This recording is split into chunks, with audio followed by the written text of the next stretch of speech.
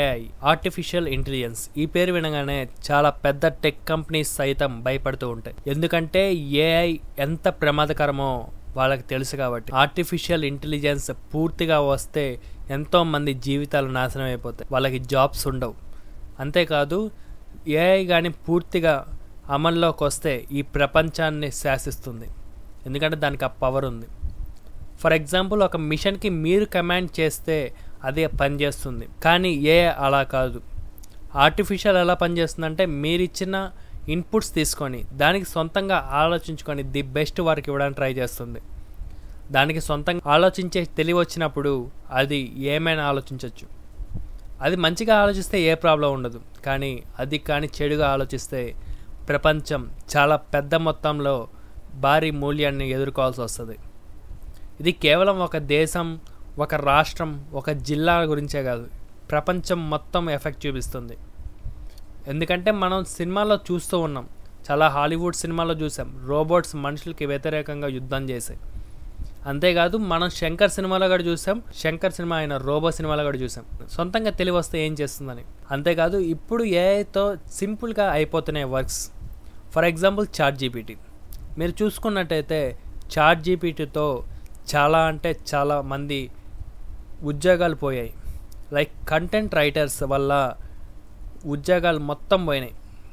ఎందుకంటే మీరు కొన్ని కీవర్డ్స్ వదిలితే చాలు, బెస్ట్ రైటింగ్తో మీకు ఒక స్టోరీ ఇస్తుంది. మీరు ఏ ప్రశ్న అడిగినా అది చెప్పడానికి ట్రై చేస్తుంది. Image generating artificial intelligence, video generating AI, అంతేకాదు sound generating AI, music generating AI, ఇలా చాలా వచ్చేసాయి. మీకు ఏఐ ఎంత ప్రమాదకరమో చిన్న విషయం చెప్తాను. మీరే ఒక కంపెనీ పెట్టారనుకుందాం, ఆ కంపెనీలో 100 మందికి వర్క్ ఇస్తారా, లేకపోతే 100 మంది చేసే పనిని ఒక్క మిషన్ ఒక్క రోజులో చేస్తుంది, దాన్ని కొన్ని మీ ఇండస్ట్రీలో పెట్టుకుంటారా? 100 మంది 100 రోజులు చేసే పని ఈ మిషన్ ఒక్క రోజులో చేస్తుంది అంటే ఎంత టైం సేవ్, ఎంత డబ్బులు సేవ్ అయితే మీరే ఆలోచన.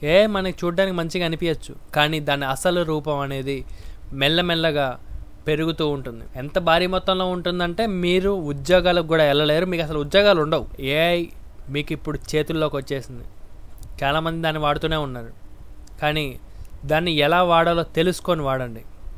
ఎందుకంటే సరిగ్గా వాడకపోతే మీ జీవితం నాశనం అయిపోతుంది. ఇప్పటికీ మనం ఏఐ వాడుతూనే ఉన్నాం ఏదో ఒక రూపంలో, లైక్ చాట్ జీపీటీ అవ్వచ్చు, ఫేస్బుక్ మెటా అవ్వచ్చు, ఇలాగా చాలా రూపాల్లో మనం వాడుతూ ఉన్నాం.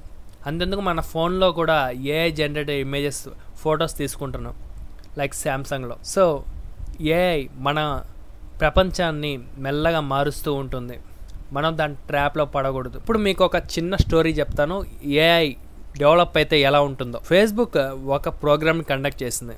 ఆ ప్రోగ్రామ్ ఏం చేసిందంటే 2 చాట్ బోట్స్ మాట్లాడుకుంటే ఎలా ఉంటుంది అనే విషయాన్ని తెలుసుకుందామని చెప్పి ఫేస్బుక్ ఈ ప్రోగ్రామ్ని కండక్ట్ చేసింది. ఈ 2 చాట్ బోట్స్ మాట్లాడుకున్న విధానాన్ని చూసి ఫేస్బుక్ భయపడి ఆ 2 చాట్ బోట్స్ ని ఆపేయాల్సి వచ్చింది. ఎందుకు ఆఫ్ చేశారంటే సింపుల్గా చెప్తాను, జాగ్రత్తగా వినండి. ఫేస్బుక్ అనుకుంది ఏంటి, ఈ 2 ఏం మాట్లాడుకుంటాయో చూద్దామని. కానీ ఆ 2 చాట్ బోట్స్ ఏం చేస్తుందో తెలుసా, ఆ 2 చాట్ బోట్స్ కొత్త లాంగ్వేజ్ ని సృష్టించుకున్నాయి, ఆ లాంగ్వేజ్ లో మాట్లాడడం స్టార్ట్ అయింది. ఎందుకంటే ఈ రెండింటికి సొంతగా తెలివిని ఇచ్చారు, వాటికి అయ్యే ఆలోచించుకునే శక్తిని ఇచ్చారు. అందుకే ఆ 2 చాట్ బోట్స్ కొత్త లాంగ్వేజ్ ని సృష్టించి బయట వాడికి తెలియకుండా ఈ 2 మాట్లాడుకున్నాయి. మనకి ఏ లాంగ్వేజ్ వచ్చో ఆ లాంగ్వేజ్ లో మాట్లాడకుండా వేరే లాంగ్వేజ్ లో మాట్లాడడం వల్ల ఇది ఇంకా వదిలేస్తే ఏం జరుగుతుందో అని చెప్పి ఫేస్బుక్ ఆ 2 మిషన్స్ని షట్ డౌన్ చేసింది. అసలు ఆ 2 ఏం మాట్లాడుకున్నాయి అని చెప్పి మీకు స్క్రోలింగ్ ఇస్తాను చూడండి. ఇమేజ్లో చూసుకున్నట్టయితే మీకు క్లియర్గా కనిపిస్తూ ఉంటుంది ఈ లాంగ్వేజ్లో అవి మాట్లాడుకున్నాయి.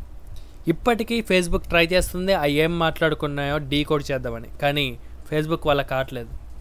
అసలు ఆ లాంగ్వేజ్ ఏంటి అని తెలుసుకోవడానికే చాలా సంవత్సరాలు గడిపింది, కానీ ఇప్పటికి కూడా ఆ లాంగ్వేజ్ ఏంటో తెలుసుకోలేకపోయింది. చూశారు కదా ఏఐ సొంతగా ఆలోచిస్తే ఎలా ఉంటుందో. దీన్ని మ్యాక్సిమం కంట్రోల్ పెట్టడానికే చూస్తూ ఉంటారు పెద్ద టెక్ కంపెనీస్, ఎందుకంటే వాళ్ళకు కూడా తెలుసు ఏఐ పూర్తిగా వస్తే ఏం జరుగుతుందో. సో భయపడకండి, ధైర్యంగా ఉండండి. మీరు కూడా ఏఐకి ధీటుగా పని చేయగలం అనే నమ్మకాన్ని కోల్పోకండి. సో ఫ్రెండ్స్, నా పేరు శేఖర్, మీరు చూస్తున్నారు ఇన్ఫో విత్ శేఖర్ ఛానల్.